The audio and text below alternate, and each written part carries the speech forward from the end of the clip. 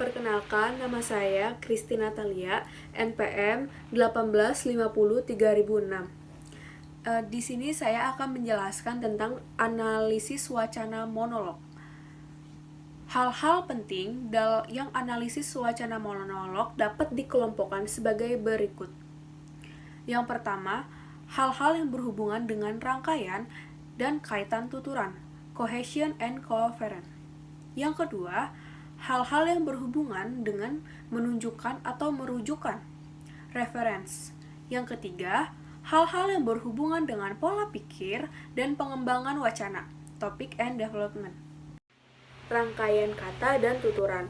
Rangkaian dan kaitan di sini adalah segala bentuk hubungan antar tuturan baik pada tataran antar kalimat, di dalam sebuah kalimat maupun leksikon. Rangkaian ini disebut juga dengan istilah logical relationship pada suatu kesatuan wacana monolog. Jadi, dalam suatu wacana terdapat beberapa paragraf.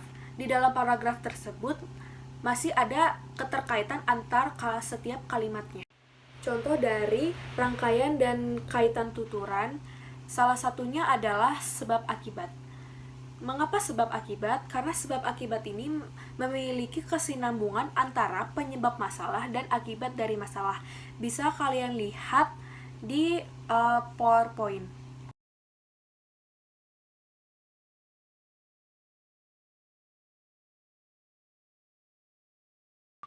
Contoh selanjutnya saya ambil dari perbandingan.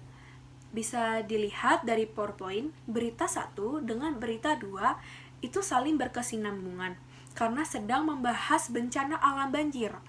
Yang berbeda adalah proses terjadinya banjir. Bisa kita simpulkan ini adalah bentuk hubungan antar kalimat.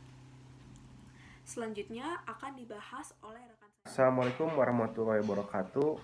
Nama saya Bima Prakoso, NPM 17. Di sini saya akan menjelaskan tentang contoh analisis rangkaian antar kalimat dan rangkaian antar alinea. Di sini ada sebuah paragraf ya, judulnya Pendidikan Orang Tua. Dikutip dari pelajaran bahasa kita karya Baidillah Halian. Di sini saya akan bacakan dulu ya. Pendidikan Orang Buta.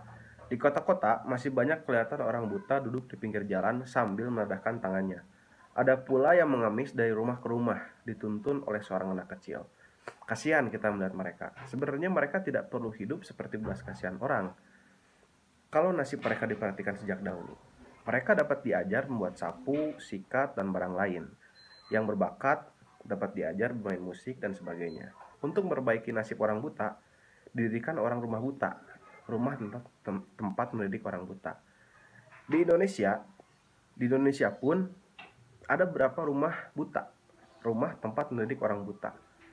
Sayang sekali, tidak kepada semua orang buta dapat diberi kesempatan belajar agar mereka dapat hidup seperti orang biasa. Nah, jadi di sini saya akan menjelaskan tentang contoh analisis rangkaian antara kalimatnya dulu.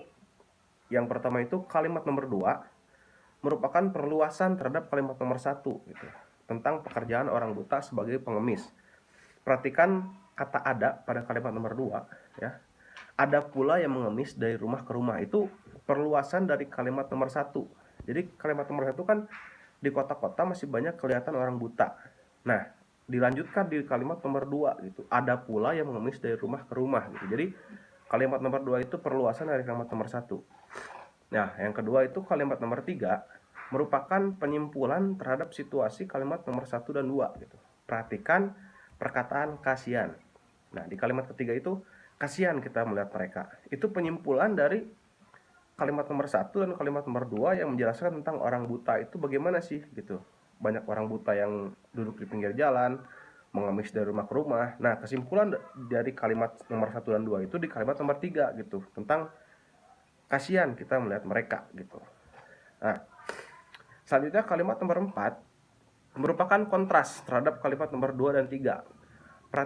Perhatikan kata tidak perlu gitu.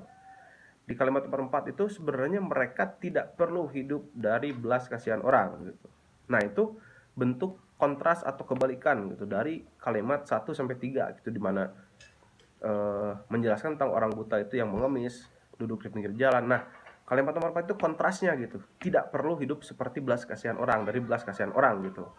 Nah, selanjutnya kalimat nomor 5 itu merupakan jawaban terhadap kalimat nomor 1 dan 2 gitu. Supaya tidak hidup mengemis dan juga berfungsi sebagai penjelasan kalimat nomor 4. Mereka dapat diajar membuat sebagainya. Nah, kita lihat di sini di kalimat nomor 5. Mereka dapat diajar membuat sapu, sikat, dan barang-barang yang lain. Nah, itu jawaban dari kalimat nomor 1 dan 2 gitu. Karena kalimat nomor 1 dan 2 kan banyak orang buta yang duduk di pinggir jalan mengemis. Nah, jawabannya itu ada di kalimat kelima gitu. Mereka dapat diajar membuat sapu, sikat, dan barang-barang yang lainnya gitu. Selanjutnya, kalimat nomor 6 merupakan perluasan dari kalimat 5 gitu. Dan sejajar isinya gitu. Jadi sama gitu. Perhatikan perkataan yang berbakat dan dapat belajar ya di kalimat nomor 6 gitu. Yang berbakat dapat belajar bermain musik dan sebagainya. Nah, itu sama dengan kalimat kelima gitu. Solusi dari kalimat 1 sampai ke 2 gitu. Sejajar dengan kalimat kelima yang mereka dapat diajar membuat sapu, yang berbakat dapat diajar bermain musik gitu. Itu kalimat nomor 6 ya. Selanjutnya, kalimat nomor 7 itu merupakan relasi tindakan terhadap kalimat nomor 1 dan sampai 4 sekaligus berfungsi sebagai perluasan kalimat nomor 5 dan 6 gitu. Nah, perhatikan perkataan didirikan rumah buta dan perkataan untuk di kalimat nomor 7 ya. Itu untuk memperbaiki nasib orang buta, didirikan orang rumah buta. Nah, maksudnya didirikan rumah orang buta mungkin ya di sini. Nah, itu relasi tindakan terhadap kalimat nomor 1 dan 4 gitu ya. Nah, selanjutnya kalimat nomor 8 itu berperan sebagai contoh bagi ide yang terdapat pada kalimat nomor 7. Perhatikan partikel pun. Nah, mohon maaf di sini mungkin tidak ada kalimat nomor 8, tapi saya bacakan saja.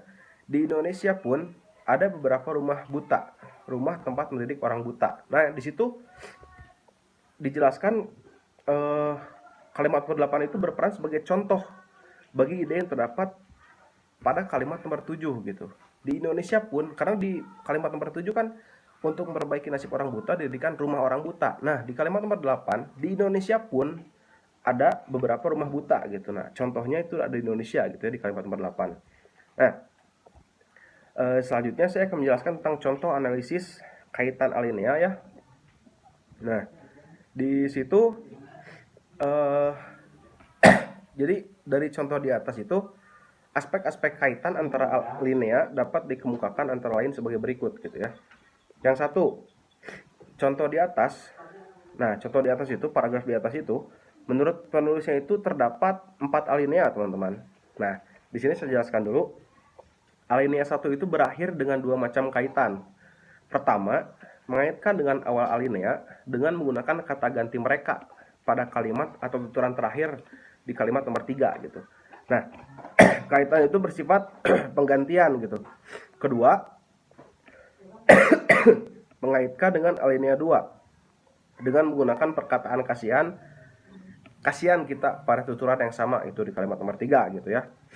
Nah, itu alinea pertama. Nah, di alinea kedua mengaitkan diri dengan alinea 1 melalui penggunaan perkataan mereka pada kalimat nomor 4 gitu ya. Bisa dilihat lagi mungkin ya si paragrafnya, kalau misalnya terlalu jauh atau nggak ngerti bisa dilihat lagi, dicek lagi di paragrafnya. Nah, saya jelaskan lagi. Alinea 2 itu mengaitkan diri dengan alinea 1 gitu melalui penggunaan perkataan mereka pada kalimat nomor 4 gitu. Kalimat awal alinea tersebut gitu ya. Kaitan ini pun bersifat penggantian karena perkataan mereka itu menggantikan orang-orang buta gitu. Jadi asalnya orang-orang buta digantiin dengan kata mereka gitu. Nah, selanjutnya kalimat nomor 7 sebagai awal alinea ketiga menciptakan kaitan alinea 2 dengan menggunakan perkataan untuk dan nasib orang buta gitu. Nah, yang terakhir, tapi kalimat nomor 8 seharusnya tidak dijadikan alinea baru oleh penulis gitu ya. Karena fungsi kalimat nomor 8 itu memperluas kalimat ke-7 gitu. Dengan demikian, kalimat nomor 7, 8, dan 9 itu seharusnya bergabung menjadi alinea 3 gitu, bukan menjadi alinea 4 gitu. Seharusnya penulis menjadikan paragraf ini tuh hanya 3 alinea, bukan 4 alinea gitu. Karena yang tadi dijelaskan, kalimat nomor 8 itu sebenarnya memperluas kalimat nomor 7 gitu. Nah, selanjutnya meninjau lebih dalam bentuk kalimat antar alinea di atas, terlihat pula bahwa pada dasarnya kaitan itu dapat disederhanakan sebagai yang pertama itu kaitan ke bawah ya. Artinya alinea sebelumnya memberi indikasi ada hubungan dengan alinea berikutnya. Yang kedua, kaitan ke atas. Artinya alinea yang berikut mengadakan hubungan dengan alinea di atasnya atau sebelumnya. Lihatlah contoh awal di alinea kedua gitu ya.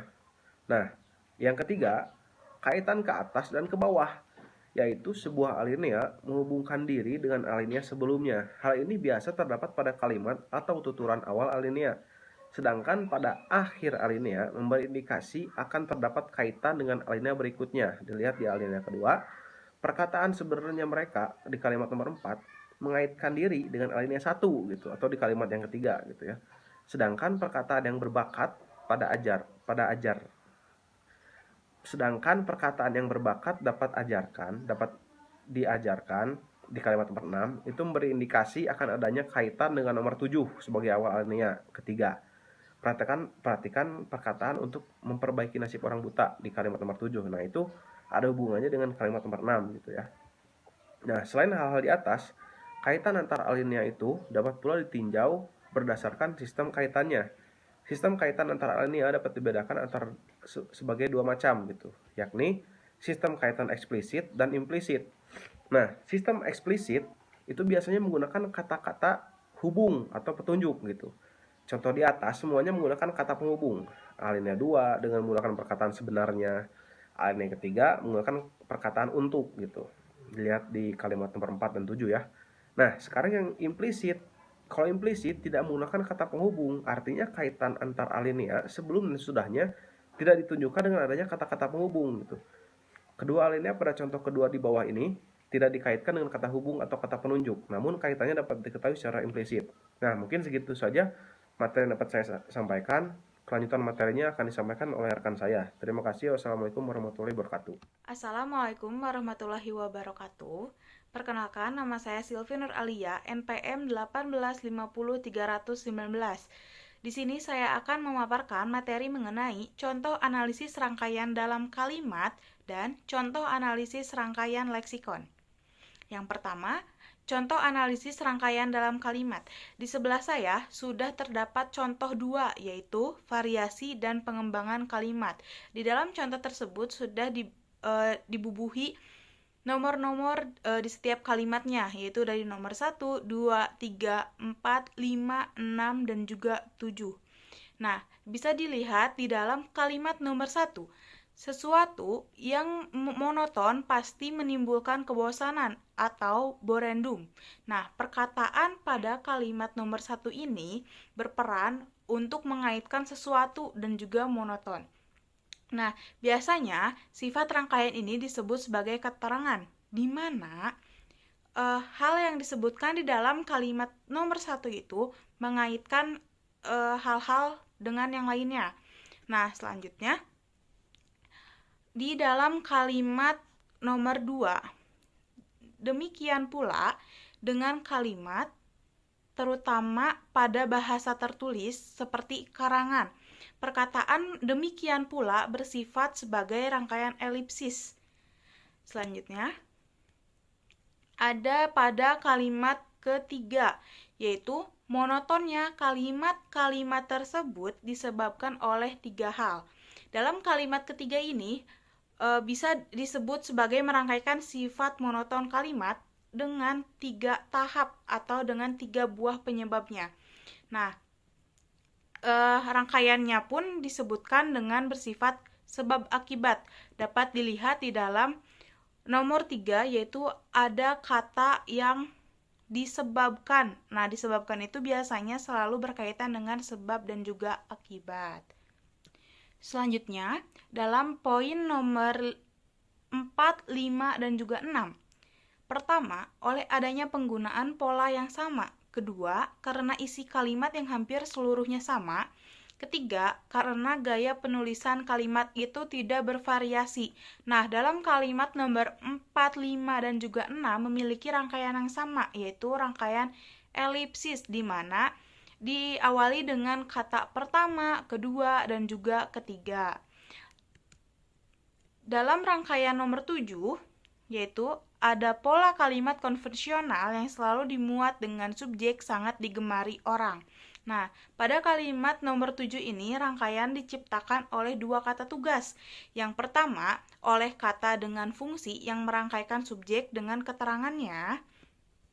Yang kedua, dirangkaikan oleh perkataan sangat yang merangkaikan subjek dan predikat. Subjeknya itu ada pada kata pola kalimat konvensional dan juga predikatnya digemari orang. Selanjutnya ada contoh analisis rangkaian leksikon, di mana di dalam contoh analisis rangkaian leksikon ini ada 3 segi. Yang pertama itu ada dari segi afiksasi, yaitu perkataan-perkataan di dalam kalimat yang pertama ada sesuatu, menimbulkan, dan juga kebosanan. Nah, saya mencoba mengambil untuk kata kebosanan di dalam afiks ke-an. Pada kata kebosanan membentuk kata kerja abstrak. Lalu, yang kedua, dari segi pengulangan kata, yaitu perkataan kalimat-kalimat yang terdapat pada kalimat nomor 3, yaitu berperan sebagai pengertian jamak dan juga mempertegas maksud yang telah disebutkan. Lalu 3, dari segi penyatuan kata. Misal, kata monotonnya pada kalimat ketiga memiliki fungsi, yaitu fungsinya pada kata monotonnya itu membedakan dan menunjukkan kembali kepada yang sama yang disebut sebelum itu, yang di dalam istilah linguistik sering disebut dengan pronominal copy. Sekian pemaparan materi dari saya. Wassalamualaikum warahmatullahi wabarakatuh. Assalamualaikum warahmatullahi wabarakatuh. Perkenalkan, nama saya Elpatri Wahyuni, NPM 1850331. Di sini saya akan menjelaskan materi mengenai rujukan. Rujukan pada umumnya ditandai oleh kata-kata penunjuk yang sebenarnya seperti ini, itu, di sini, di situ, maupun oleh kata-kata penunjuk yang tak sebenarnya seperti tersebut, terkatakan, tersurat, berikut, dan lain-lain. Nah, kadang-kadang juga ditandai oleh kata-kata lain sebagai kata petunjuk. Rujukan di dalam wacana dapat dilakukan antara lain berdasarkan arah dan sifat ataupun jenisnya. Nah, kita bahas satu persatu, yaitu rujukan berdasarkan arah dapat dibagi atas 2 macam, yakni ada rujukan ke dalam wacana itu sendiri atau yang disebut juga endoporic reference. Kemudian macam yang kedua adalah penunjukan keluar dari diri wacana tersebut yang disebut exoporic reference. Nah, macam yang pertama ini, yang endoporic reference ini dibagi lagi menjadi 2 macam, yaitu kembali kepada reference dan yang kedua kembali kepada yang berikutnya atau disebut cataporic reference. Nah, kemudian di sini ada contoh sederhana dari rujukan ke dalam dan rujukan ke luar. Contoh yang pertama adalah rujukan ke dalam teks atau disebut endoporic. Di sini terdapat satu wacana sederhana, yakni yang berisi penentuan di atas ini tepat sekali bagi versi pertama penggunaan lambing yang dikemukakan pada halaman terdahulu. Tetapi untuk versi kedua tidak selamanya dapat diwujudkan, terutama untuk subtopik yang lebih kecil.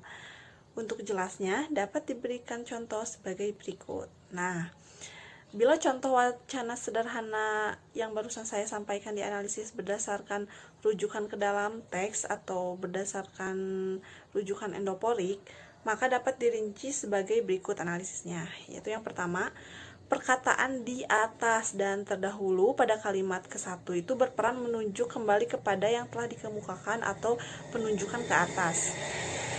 Kemudian yang kedua, perkataan ini pada kalimat ke-1 tetapi sebagai penegasan terhadap pembicaraan yang paling akhir dari pembicaraan sebelumnya. Kemudian yang ketiga, perkataan yang pada kalimat kedua berperan menunjuk rangkaian di dalam diri konteks tersebut. Nah, namun perkataan yang ini berbeda dengan perkataan yang di kalimat pertama itu yang perkataan di kalimat pertama itu hanya berperan sebagai penghubung saja.